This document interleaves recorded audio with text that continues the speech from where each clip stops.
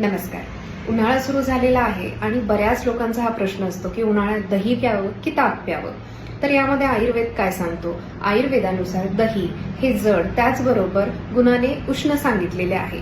कफ आणि पित्त वाढवणारे आहे. त्यामुळे ज्यांना इचिंगचे काही प्रॉब्लेम्स आहेत, स्किनचे काही प्रॉब्लेम्स आहेत, त्याचबरोबर ऍसिडिटी वारंवार होते, उष्णतेचा त्रास असतो, त्यांनी शक्यतो दही अवॉइड केलं पाहिजे. उन्हाळ्यामध्ये रोज दही खाणं हे प्रत्येकालाच सूट होईल असं नाहीये. त्याच विरुद्ध ताक आहे.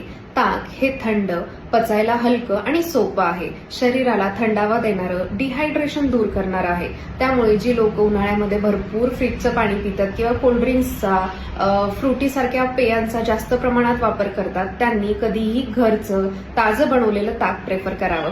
त्याचबरोबर ताक हे आपलं डायजेशन देखील सुधारतं.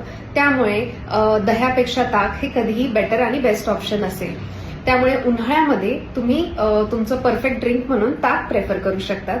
तुम्ही उन्हाळ्यामध्ये काय घेतात, ताक की दही, हे कमेंट करून नक्की सांगा.